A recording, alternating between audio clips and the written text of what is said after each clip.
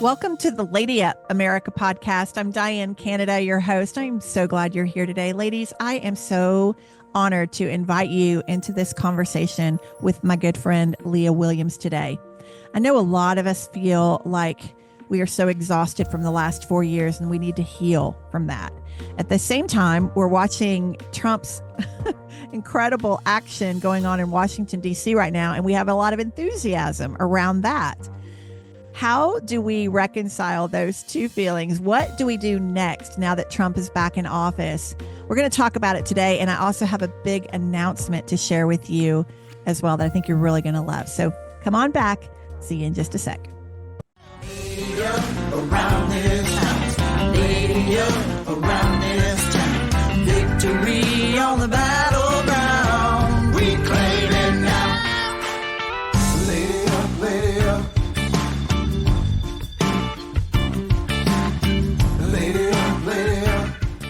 We have all been focusing heavily on the scripture out of 1 Chronicles 7:14 that reads, "If my people who are called by my name will humble themselves and pray and seek my face and turn from their wicked ways, then I will hear from heaven and I will heal their land." I believe that scripture alone drove us to the polls in November. I think it was a big part of our hope. We realized how far we had fallen from God's principles, from our values, from American values. And I think fear for our children and that scripture drove us to the polls. But now we have Trump back in office. What do we do next? We're going to explore that heavily today. And I'm inviting my good friend Leah to the conversation. Leah has been a communication strategist and has worked alongside major brands that you would know, like Ann Taylor Loft, like Gap, like Discovery Networks, even NASA. And she has such a heart for our country, such a heart for the Lord. She and I have been in discussions around this, and it has evolved into our announcement today. So let me invite you in, Leah, and come on in and let's meet these ladies and let's share our hearts with them today. Hey, Leah, welcome to the show. Hey, thanks for having me on today. Yeah, thanks for being here. Okay, Leah, so we met about a year and a half ago, and we have been in conversations about this. We've been texting each other and calling each other and going, oh my God, and oh my God. And like, as we've been seeing this whole thing play out from before the election all the way to now, I mean, Trump, I'm really liking what I'm seeing coming out of Washington right now. I mean, what are you thinking? I mean, it really does feel like Christmas Day every day. It's like, honestly, it almost feels too good to be true. I kind of kept waiting for the other shoe to drop, like something. I admittedly like scared some of my friends. I'm like, oh, better wait for something bad to happen, and but I'm like, wow, this is actually happening. It's just amazing. And just watching all the exposures. And now Elon is saying, we might even get money back from the things they stole from us. And then Kash Patel, I believe, is getting confirmed today, or was confirmed today. And I know once he's in office, he's going to release the Epstein files. And this is just stuff like we as conservatives have been waiting forever to see, and watching our country burn to the ground and being like, nobody is fixing this. And now Trump is probably going to solve every problem, in another month. I mean, he's got 4 years ahead of him. He needs to. I love the breakneck pace because it's totally destabilizing the Democrat Party right now. They have whiplash from what's going on. He needed to come in fast and furious like that to destabilize them. That needed to happen. I love the strategy, and so much of what they're uncovering makes us as taxpayers fighting mad. How we've seen how our money has been abused and wasted and all of that, but yet we also see solutions. We also see them fixing it. Like you said, maybe even a big tax refund to all of us who've just been completely demoralized from everything that they've done. Leah, one of the things that I want to mention is that Trump, he's a once in a lifetime president. I mean, we probably will not see another Trump in our lifetime. And I think that a lot of people that were moderate Democrat or independent voted for Trump and had never voted Republican before. I would even venture to say that a lot of people have been disgusted with both parties. I get that, totally get that. They would rather cut off their right arm than vote Republican. even in the next cycle coming up. So, what do you think needs to happen right now? Like, as he's in office and he's executing on all of these things, what do you think needs to happen from here? Like, if we're starting to prepare for the next election cycles, what do you think needs to happen in the hearts and minds of people? Well, I personally want to see the Republican Party rebranded, maybe with even a new name because of what you just shared, because it's not the same old Republican Party. So many people voted for Trump that never would have voted Republican. Yeah. And I think that it starts with women who are conservative, right? Like I look at the Conservative Party and it's a hot mess, like we're lucky Yeah. that Trump was so amazing and he's the one that drove the voters, not the Republican Party, the kind of the disjointed good old boys club, who we saw like fighting when they had the new speaker vote. And personally, without Trump, they all just kind of turn on each other, and it's just very much like threw each under the bus. And I think you talked about this on the case for the Republican Party on your other show. Like the liberals are very tight knit because they all have to keep each other's dirty secrets. Yeah. Well, Republicans are like, you got a dirty secret, I'm going to tell people, Yeah. but what happens is it does not reflect Christ. And we are synonymous with being Christians, whether everyone actually walks the walk, talks the talk, is it a little different. But some people I've seen on X would, throw someone under the bus and then quote scripture in the next post, and what they don't realize is that liberals who don't know Jesus are looking at that and they're being turned off by the church, not even by the party, Yeah. So 100%. they're cleaning the house in DC. We've got to clean up what we're doing. And That's right. The church has to clean it up. Yeah, that's perfectly said. Washington, Trump's cleaning up Washington. We as the church have to come alongside now and clean up our own house. Yeah. They ran to the polls to vote for Trump this time, but that does not mean they were running to the Republican Party. They were just running away from a lunatic Democrat agenda that they knew was way, way, way off the charts. But this is our golden opportunity. Trump keeps talking about ushering in the golden age of America. And this is our golden opportunity also to get to even clean up the church and to get it right. Yeah, absolutely. I am really big into like Fixer Upper, and I love house renovation shows in general. And I know, like, I just picture like one of those shows, I think one of the Joanna Gaines shows, they walked into a home. It was just disgusting. So before they could even redo the whole home, it had to clean it out first. And then they could work with what they had, and you could look around and see there was a story here that has really good bones, but it has just been ransacked. This home has been sitting here for years, completely neglected. And that is what's happened with our country. It's just this like ugly home in your neighborhood, and you're like, it's an eyesore. Every time you drive past it, you're just like, oh man, I'm so embarrassed. Why? And you're just, that's what our country's looked like, Yeah. And so we've got to renovate this home, and we want to bring it back to the original foundation, but build it to something new that still honors what our founding fathers built, but what it look like, and that's what we have to figure out together is like, what does this new look like? And one thing that I like to talk about too is you look at World War II and everybody came home, they were just exhausted. They were, fighting for years. And then they come home and they're like, okay, it's peacetime now. Let's just chill and let's make babies and, build things and get really into the microwave and all this stuff, like it was a boom, an economic boom. But, guess what's happened? What happened during that time is the evil, corrupt people didn't stop being evil. They just got to work. They were like, okay, well, everybody's having their Americana life. We're going to go and start infiltrating every level of government and schools and all that stuff. They've been doing the long game for a very long time. They understood Marxism can't just happen overnight. Yeah. So we cannot go back to the peacetime like our parents and great-grandparents and grandparents did, because we can't take our foot off the gas pedal. I understand we're all burnt out. I know I'm burnt out.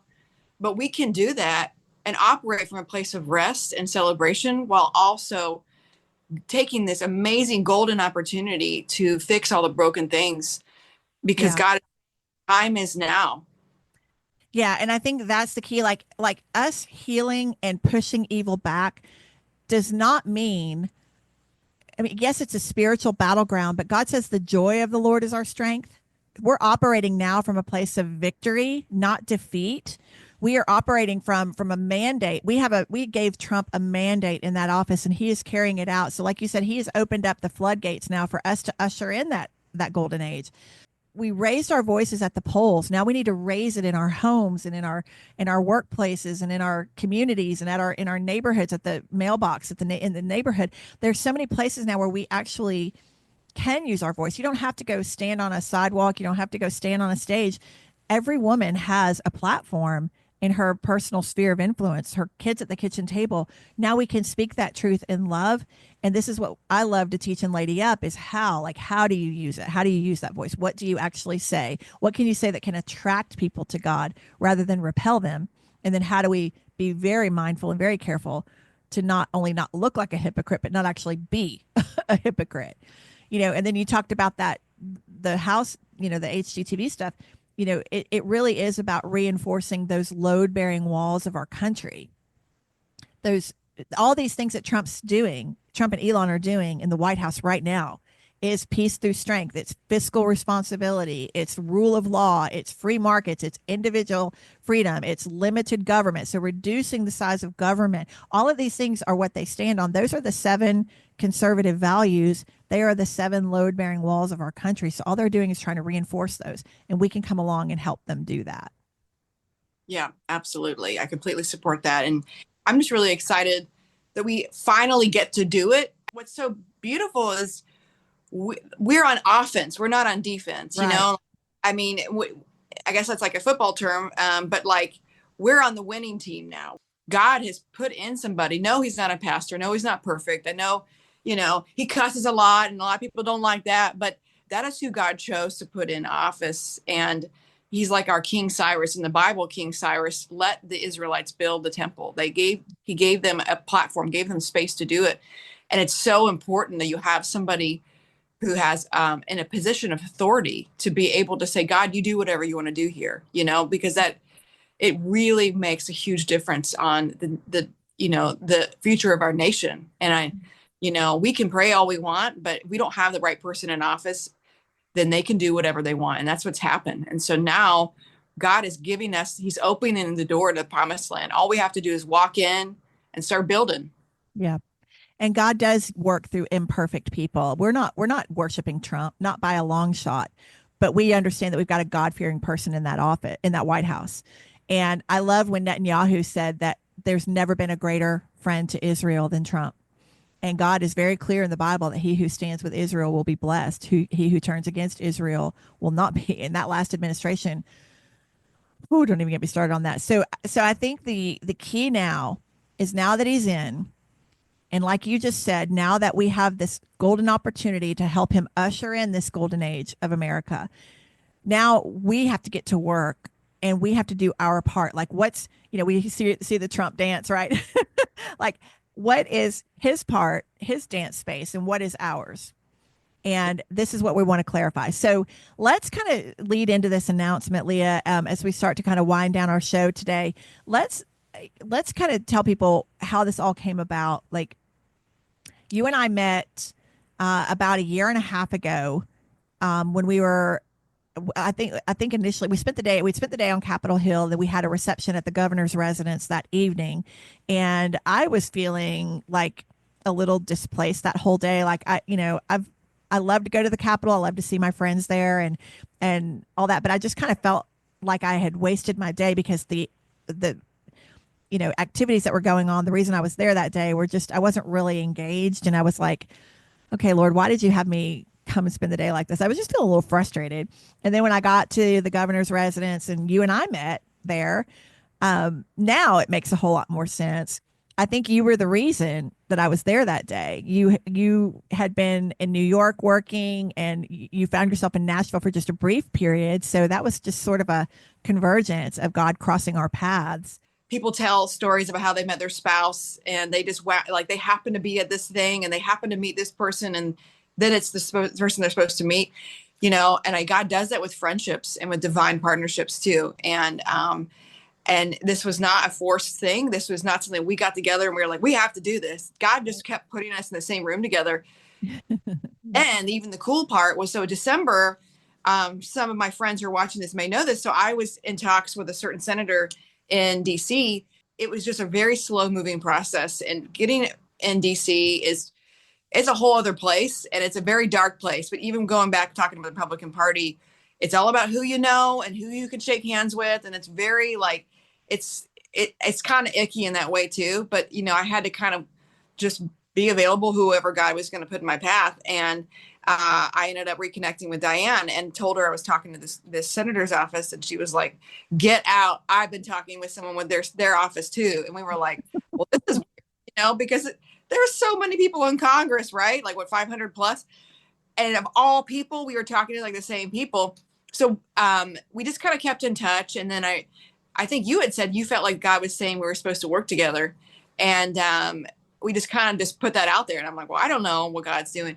So I ended up having like some more serious talks with that senator, and then also another congressman's office. And what ended up happening was I had those meetings, and Diane and I had connected like a couple of days before, and we both kind of talked about us kind of going in together, me representing both of us and kind of making a case for both of us to do what we're supposed to do. And it ended up turning into this whole thing that it's totally unexpected, and really just solves all the problems that we've been trying to solve, which was we really want to see change happen in Washington, but what is it we're supposed to do? And both of us are very world changer personalities. We don't want to just report to a job and push papers around, and like I'm not built that way, you're not built that way. So it's like, what do we do with this personality, Lord? Mm-hmm. And so I'll let you, I'm teeing that up for you to make the announcement. Well, the beautiful thing is that we both, in conversations, we both started becoming more and more aware that we were so aligned in not only our passion behind conservative values, the Republican Party, Trump, our faith, all of that, but we had similar ideas on how to solve a lot of the problems. And I've been building Lady Up now for the last 2 years, and I've got a lot of very influential champions in Washington that love what I'm building, and they get it, like they see it. And as you started coming into those rooms and you started presenting some of the solutions that you and I'd been talking about, and you started seeing their ears perk up and go, yeah, I think, admitting that a lot of these problems exist, and that the fact that we have a solution to it, it just evolved into this announcement that I want to make now, that we have the opportunity now to train conservative Christian women all across this country, coming alongside the Republican Party, and really kind of I say rebranding, but it really is a lot about rebranding the party. And it is about attracting people to those 7 pillars, those 7 conservative values that we talk about, and teaching us how faith informs those values, and how we can then have confidence and clarity in conversations with our friends and our neighbors and our coworkers, our communities, about how to win them to those values with finesse, not a fight, to attract them, not repel them. Because here's what I truly believe. Women are the key to winning our country back to God. I love men. I think our men are so needed, and they have a role to play. And most definitely, we are not anti-man at all in Lady Up America. But women are the nurturers.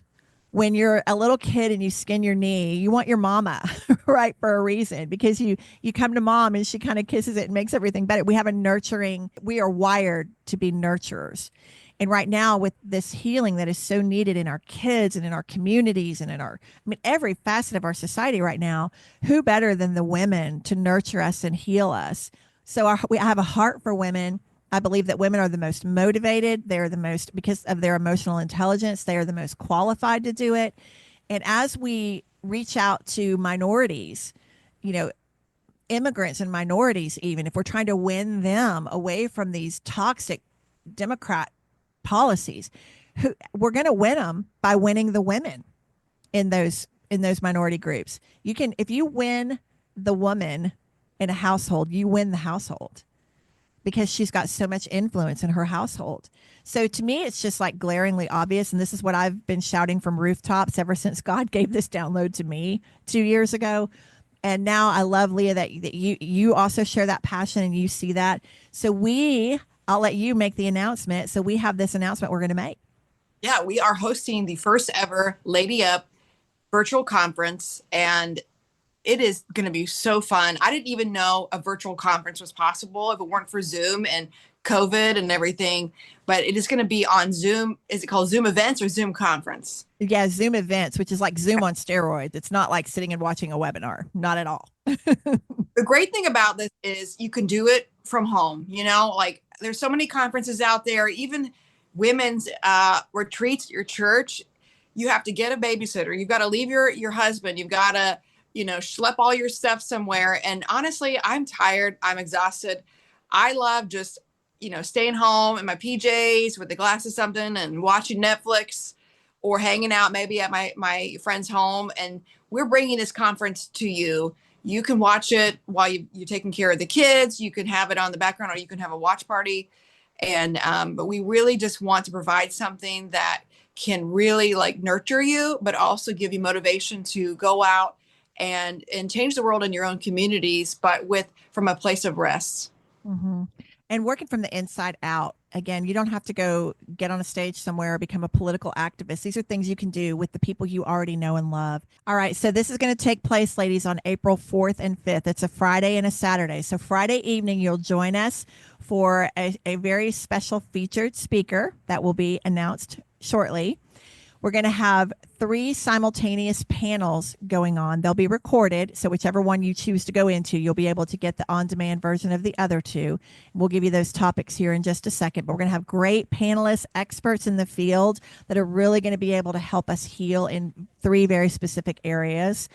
And then we're also going to have, during that Friday evening, this so cool virtual shopping expo. It's going to look just like a trade show floor, like with all these great vendor booths, but they're virtual. So you take your little avatar and you go in and out of the booths. And when you go in one, you'll have a live person on the other side that's actually engaging with you in real time. It's the coolest thing. Saturday morning, that virtual shopping expo will still be open for a little while for you to do some more shopping. We're going to have great vendors in there that are conservatives, that we are supporting, other women-owned businesses that we're propping up, maybe those that took a big hit during COVID, but really came back strong. So we're going to be featuring a lot of those types of businesses that you can support. We want to lift all these women up to you. Then coming into Saturday midday, we're going to start the Lady Up America training sessions. I'm going to walk you through 3 different training sessions that are going to revolve around how to heal America and bring back our Christian values. A lot of that, what I was just talking about a few minutes ago, we're going to take a deep dive on that. What does that look like? How do you handle that when people push back and say, separation between church and state, don't push your values on me. That's the kind of stuff we're going to be addressing in that one. The second one that I'll be giving you that day is going to be all about how to handle the misconceptions around the Republican Party. Trump's not going to be on the ballot next time. What do we do coming into the next election cycle? We can't afford to sit it out. So how do we make decisions on who to vote for? And we've got to vote policies, not personalities. So we're going to be walking through a lot of these Republican stumbling blocks and get you really on solid ground when it comes to how to make good, clear decisions on voting. And then that third one, we're going to talk about how to continue that Trump dance long after he leaves office. Leah, you want to walk them through the Friday night panelists? Yeah, the first panel we're going to have is how to heal our children from the pandemic and DEI. Your children, your grandchildren, maybe some nieces and nephews, they have been through it all. And so we're going to be bringing in possibly a trauma counselor and some nonprofit heads. And my friend Tommy is going to be the moderator, and she's got 6 kids and walk through some major trauma healing in her own life and with her children. And I'm really excited about that one. We've got to heal our kids right now. The second one is how to heal our bodies from big pharma and big food. And we're going to have some really good medical professionals have been whistleblowers in this area too. We're going to talk about that and really, what are we going to do to support what RFK is doing? How do we heal our bodies? Even if you didn't get the jab, like we still have negative effects from all that stuff. So how do we heal our bodies from that? And then the third, I'm going to be moderating this one. This is how to heal our cities from the woke agenda. And this goes under the category of, education, of everything public in your cities. And really de-woking your communities. What does that even look like? How do you even walk in? Can you just walk in a public library and take out all the kiddie porno books, you know? Like we want to understand our legal rights to be able to fix our cities. And what does that even look like? And yeah, I'm really pumped about that. It's going to be very good. And then the shopping expo is wonderful. If you are a vendor and you really are on board with what we're talking about and you've got something to offer these ladies, we would love you to come on as a vendor. Yeah. Yeah, so it's going to be Friday evening, April 4th, and Saturday during the day, April 5th. So early bird rates are up now. The tickets are on sale now, so you can go and secure it. And I want to say too, you can watch from home in your PJs, like Leah was just saying, or you can get together with some girlfriends and have a watch party and join together for this, especially on the Saturday event. So we encourage you to do that. We also have some neat swag that we're going to be offering you. We're going to have some neat ways to engage through that Zoom event, so that there's a lot of energy around it. Got a lot of little neat surprises planned for you guys. So like I said, it's like Zoom on steroids. This is not a webinar, not by any stretch. It is very interactive and you're just going to love it. We're so excited about it. So Leah, I'm really excited to be doing this alongside you. I'm excited to see what God's going to do in the hearts and the minds of all of these women. And I love the idea of ushering in the golden age of America. It just, to me, there's so much excitement and enthusiasm around this already from what we're seeing, just from the women that we've been talking to. I love seeing them get excited. And one last thing I just want to touch on is that a lot of us feel like we're in this spiritual battle between good and evil. A lot of people think we're in the end times. I just want to share this one last little story about that as we close, because we can sit back and go, okay, well, Trump's in office. I can just shrink back to my life again, like we were saying earlier, and everything's okay. The country's going to be set sail again properly, and I can just go back to my life. Well, no, we can't. Before the pandemic, we weren't aware of what was going on. Now we are. And like I said, Trump has a part to play. We have a part to play, and we're going to be held accountable by God for that. But if we are in the end times, and none of us know when that is, I'm not sitting here telling you Jesus is coming back tomorrow. I don't know when he's coming back. But if we are in those end times, and God said we would know the season, we see a lot of the signs, then there needs to be an urgency in our own hearts right now of trying to reach and attract as many people as we possibly can, win as many people as we possibly can to God's values. And this woman, I heard this woman on Instagram give this great story about how she was praying, and as she had her eyes closed, she said she felt kind of like there was this movie screen playing in her mind, like she saw the kind of this vision that God was giving her of after she had passed away, where she was in line going into the throne room of God.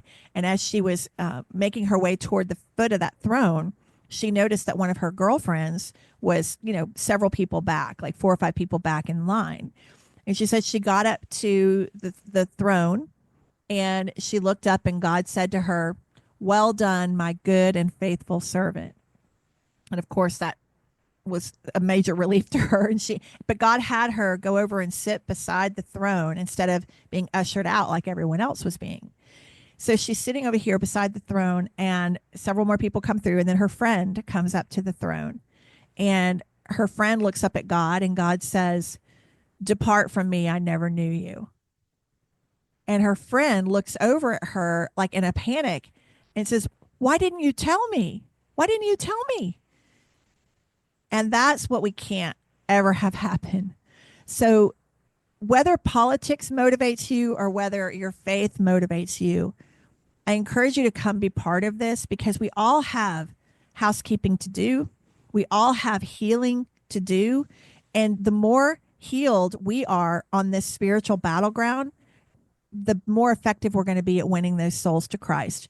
We can't be wounded warriors on this spiritual battleground anymore. We need to be whole and healed so that we can then win as many more people as possible. We don't want to be that girl in the throne room of God that didn't tell somebody, So if that would give you some motivation to come, then so be it.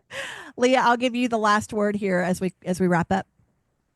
Yes. All right. Well, y'all just go ahead and get your tickets now. They're going to sell out quickly. It's on ladyupamerica.com, and tell your friends about it. This is an investment in you. This is an investment in your family and your communities. And we're also, forgot to mention, on Friday night, we're going to have a little networking party, part of the, where those social butterflies who just are the ones that always stay late at every party and just gab.